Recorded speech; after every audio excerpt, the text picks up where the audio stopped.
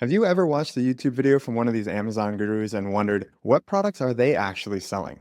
Well, in this video, we're going to be unveiling the actual product we're going to be launching and showing you exactly how we picked it. Welcome back to FBA Unfiltered. My name is Taylor, and I started selling on Amazon in 2023. I went on to make over $100,000 in profit in my first 12 months, and I currently do about $35,000 a month selling on Amazon. Joining me is Rami, a multi-seven-figure Amazon seller who's been on the platform since 2017. We're documenting the behind-the-scenes journey of building our successful Amazon brand from scratch. So if you're ready to see the actual products we're selling and you want to learn how to succeed on Amazon, hit that subscribe button and turn on the notifications. Now let's talk about finding product opportunities and how we picked ours. All right, cool. Video number 4, you guys. I'm really excited. I'm here with Rami today. We're going to be showing you the exact product that we're about to launch on Amazon and why we picked it. Rami, it's great to see you. How are you? I'm doing well, Taylor. I hope you're doing well too. Super excited to get rolling on this video. I know this is kind of what we've been leading up to, so let's get rocking right into it. So first things first, we wanted to figure out how can we leverage all of the strengths that Taylor and I have, and we wanted to find a real gap in the market that we can leverage all of our years of selling on Amazon now, like trends that we can catch earlier on that I would say majority of Amazon sellers can't catch, at least right in the beginning, and that we're hoping to train you to be able to catch and see through this YouTube channel. So a couple of things to just kind of note that you can see in the slides. We're focusing on something that we can find a clear differentiation and a clear opportunity that we can really show in our creative and our ad copy X, Y, and Z as to why our product is better than the competition. We want to make sure that the product has a ton of demand, potential for very high profitability, and obviously long term, where it's not like just a very quick and short trend. Although this product that we're moving into right now may be considered a trendy product as the general niche of it. However, it's been popping off for a very long time now, and I don't see it slowing down anytime soon. For the basics of what we're trying to look for, right? Are people actively searching this product? And there are a couple of ways that you can figure that out, right? And it's not just on Amazon. You want to like literally go into Amazon's URL, like their search bar, and just search the product name that's similar to it. And before you complete the full keyword, does it automatically pop up? Can you search it in TikTok and videos pop up? Can you go into Facebook? Can you actually go into the Meta ad library? Are people running ads for that similar space, that similar niche that you're getting into? This is something very important. Then obviously you can look into Google Trends. I don't even know if this is still a thing, but this was a massive thing back in 2017, which is camel, camel, camel. Taylor, are you even familiar with that is or no? No, I don't even know what that is. I mean, maybe we can put that as an overlay in the video if that's even, I'm not even sure if that's still a thing, but yeah, there's a lot of different ways that you can kind of figure out, is this product being actively searched? And it will always come down to common sense. Almost everything we're doing comes down to common sense, but it should be absolutely obvious that there's people searching for the product and wanting to buy it. And then you want to compare competition, right? This is actually something I just had a discussion with one of my previous clients. They were complaining that Amazon PPC doesn't work. And I essentially responded to them saying, the only reason why Amazon PPC doesn't work is typically because you're advertising incorrectly, like you're using the wrong keywords, you're not optimized properly, or simply put, your product's not different or better than the competition. Why is someone going to buy a no-name brand over Nike if they're the same products? It's just stupid. It doesn't make sense. That's why it's common sense, right? So if your product is different, it stands out, possibly even better than the competition that have thousands of reviews, your ability to actually generate some sort of market share is possible. And then prove profitability. This is kind of obvious in regards to any product you want to move forward with. We want to make sure that the product's actually profitable. Yeah, I wanted to put this info up because this is just my basic framework that I go over with my like beginner students, is just these 3 steps. 3 is easy to remember: determine demand, compare competition, improve profitability. This is the basic groundwork, like Rami said. This is the common sense, basic building blocks to a successful product launch. If you don't have this, you shouldn't move forward. Like you can't pass go, you can't collect $200 if you don't have these 3 things. Love it. And then that kind of brings over kind of some of the things that we discussed, which is like the different research tools that you can use, whether if that's Helium 10, Jungle Scout, there's Zonbase, I mean, you name it. There's like so many of these. And because SaaS is very profitable, there's probably only going to be more coming out. But with that said, we choose Helium 10. And I've been using Helium 10 since like 2018. In my opinion, no one really competes with them. Besides maybe Jungle Scout and their product reviewer. That's like the only thing I think Jungle Scout, in my opinion, beats it out in. But everything else, Helium 10 really, really tackles the market shares. In all of our videos that we'll ever be showing research in, it's going to be using Helium 10 though. I agree. I'm using Helium 10 as well. We hope to be partnering with them in the near future, actually. So keep an eye out for a link in the description. The top 3 products we actually considered to launch with. These were 3 that we really went back and forth in, that we kind of said that, hey, if we go back here really quick, really had all 3 of these answered. All 3 of these products work. And to be frank with you, you can probably still launch all 3 if you wanted to yourself. There is a reason why we chose to go down one route, but we'll get into that as the video goes on. So in regards to the first product that we considered was a beef organ complex, or something related to the animal-based diet, right? Something related in that space. Very high demand. It's a little saturated in regards to the branding, and like everything looks like this. And the one that doesn't is essentially what kind of inspired Taylor and I to really launch a supplement product, which is actually called Primal Queen. That supplement was actually what inspired all of this. We thought that we can say, hey, we can find some sort of way to niche this down for men. We saw so many brands like doing really, really well in this with relatively low reviews. Like, don't get me wrong, ancestral supplements, I know that was like based off of the Liver King guy. So that has like a huge influencer backing it. But nonetheless, there was massive opportunity here, very, very high capability of profit. And I think if we were going to go down this route and do like a beef organ supplement, this would be very difficult. But if you made a beef organ gummy and you found a way to pack in the ingredients that you need into a gummy, which is very difficult, that would probably be like a home run product. That would be crazy. That could give Primal Queen a run for their money, because I think that the women's niche, I think they're really loving the gummy trend right now. And Yeah, man, that would be crazy. that would be crazy. I think it would be very hard to get those ingredients into a gummy. It would be a good conversation for our manufacturers. They're kind of in the leading edge. This one was crazy. This one is nuts. The search Yeah, trends on this were insane. Yeah, I mean, honestly, I'm still kind of bullish in this whole like niche. I really, really wanted to make this work. It's massively trending in the anti-aging niche. The science is still new. Regulations are very tricky because NMNH is like a spin-off of NMN, which NMN is now banned by the FDA to be sold in the US. People are still selling it, of course. NMNH is the new one. So there's definitely gray area that you're in. And the next thing is that, specific claims on Amazon are very tricky. Funny enough, Taylor, I actually don't think I even told you this. The other brand I'm launching right now, I just had to make 8 SKUs for it. 8 supplements. So we're launching 8 supplements for that brand. Obviously super excited for that. With having to make so many supplements, like, man, the amount of like Amazon trickery I had to go around the claims, right? Because like one of the products is like based in ashwagandha. So it's like originally I had like help your mood, calm you down, X, Y, and Z, whatever it is, flagged. Yeah. About to suppress the listing, about to delete the listing, X, Y, and Z. Had to mess with the keyword. So this product would be very tricky in regards to trying to get keywords for it. Like if you think anti-aging is not going to get flagged on Amazon, you're wrong. Yeah. For sure will. But nonetheless, I mean, that like in regards to these 3 answers, very, very clearly answered with this product. Yeah. The demand was there. The competition was scarce. Very easy opportunity for branding. Profitability was there, but it was also still a very expensive product.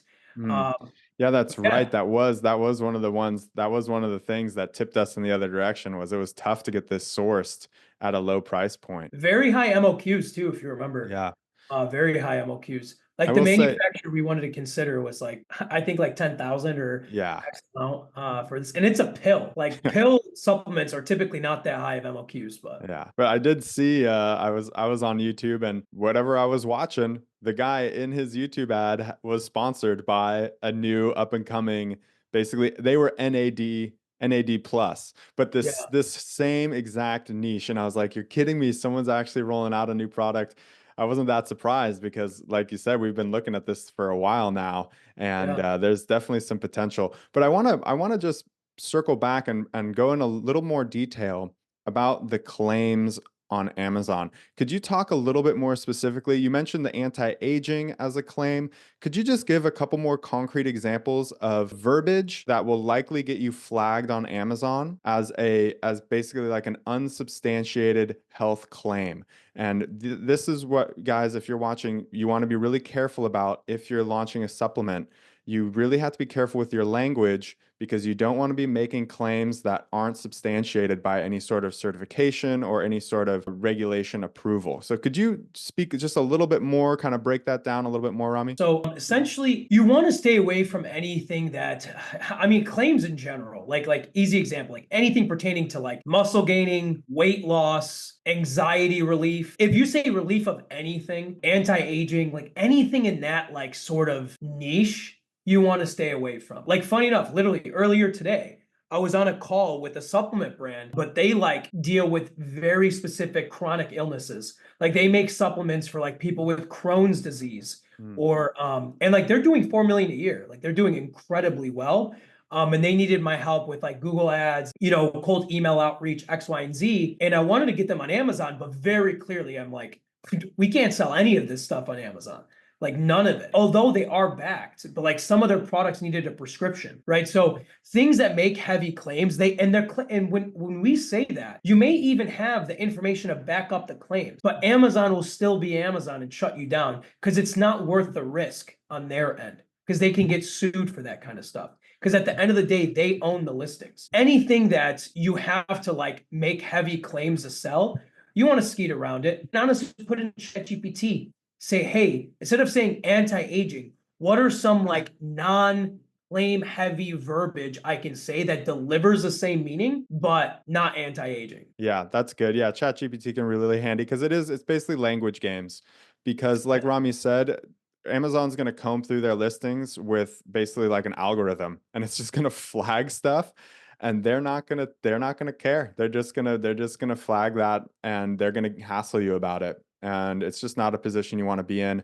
And when it comes to supplements, it's definitely a space where you can accidentally essentially make a medical claim without realizing it, like calming gummy or anti-anxiety gummy. Yeah. Anti-anxiety is medical language, so that's going to get flagged. And this is actually a good point to segue into the product that we actually chose because we actually needed to tweak our packaging design to stay compliant with Amazon. So we can give more Wait, concrete examples in a moment. one last thing I wanted to kind of note on this end, and this is like this alone can save you thousands upon thousands of dollars.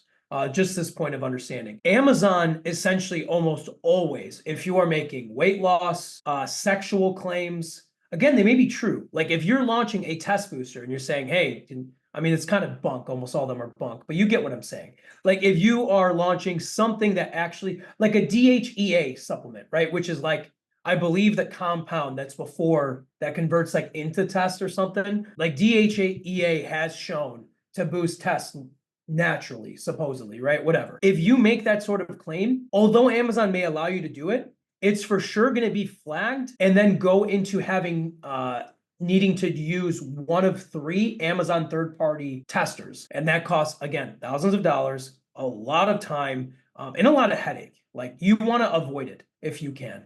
One of my clients actually went through it. That's the reason why I'm very, very familiar with the process. So it was actually one of the things I told Taylor, hey, dude, we can't make these claims. Although they may be true and we can skeet by Amazon, it's not worth it because I don't want to deal with that. And he doesn't want to deal with that.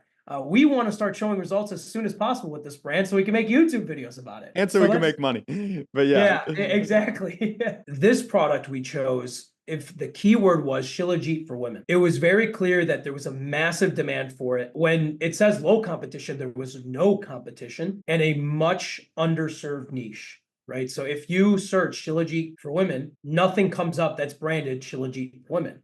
Everything is just Shilajit for adults, men and women. It's a popular trend that's growing, searched tons of times per month in all areas, TikTok, Facebook, any insert platform.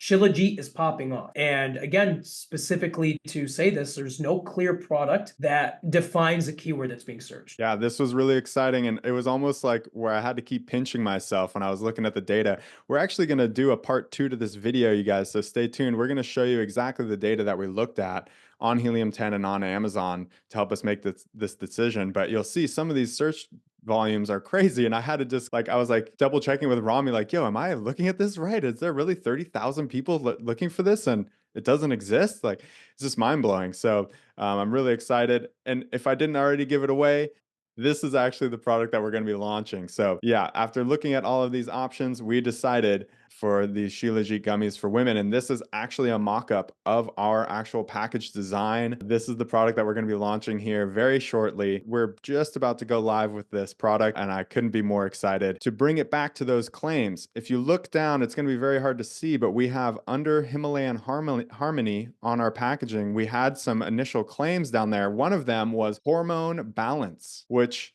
might sound like nothing, but that's the type of language that can really get you in trouble on Amazon. So we actually had to change that to different language. Yeah, it was one of those things where I kind of looked at it and I was talking with Taylor. I was like, man, like this isn't gonna sell any more customers. Like the reason why someone's buying this product is because they're searching Shilajit gummies for women. That is the reason why they're buying this product. They're not searching hormone balance gummies, mood support gummies, energy boost gummies. They're not searching that to buy our product. I'm not saying that's not a search. I'm sure it is, but it's not a search for our product. And it just wasn't worth the risk of the claim, in my opinion, and in Taylor's opinion. So that's why we went and we ended up making the decision to say, hey, let's remove that terminology, but still, keep what actually matters, right? Which is Shilajit gummies for women. Yeah, no, that's a really good point. Actually, I want to hone in on that point a little bit because that was really good. Essentially, when you're trying to think about keywords for your product and you're worried about claims that you may be making and you might have to change up your verbiage and then you might lose some of those keywords, you have to weigh those out, right? So in our case, Shilajit gummies for women is a very powerful keyword.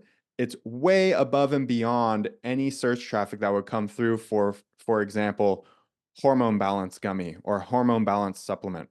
So it was an easy trade-off for us to go, hey, you know what? Let's just ditch that, let that go. We're still capitalizing on the main, most important keyword traffic for this listing. If, however, that's not the case for you, that's where you might need to reconsider your product selection. If your main keywords are, in fact, the very keywords that you're going to have to sacrifice and change so that your product doesn't get flagged, that's where you need to pause and reconsider that product. Agreed. And sometimes it's worth going through that process, right? Like this isn't to say like at the end of the day, when it comes to Amazon, you definitely want to go, against the grain. If something makes sense for you, want to go through that headache to do it, you do it. It just in a case like this, it just wasn't the pertinent reason, right? So really good points, Taylor. And then now we can kind of go over the main key takeaways, right? So those are essentially how to spot product opportunities and validate those ideas. We kind of spent the whole video like touching on this on and off, right? You want to look for products that have high demand, you have a clear opportunity to make it better, and you want to make sure that ways you validate it are unemotional. You want to use Helium 10. You want to see what is Amazon saying it's selling per month. You want to see people making videos about it on TikTok. You want to see a meta ad library analysis of people like running ads to similar products. You want to be able to have a clear answer to someone asking, hey, why is someone going to buy your product over the big name brand with 10,000 reviews? And then review all the products you're considering. And then although you may have multiple products that could work, you want to pick the one that you know has the lowest hanging fruit. For us, it was Shilajit gummies for women.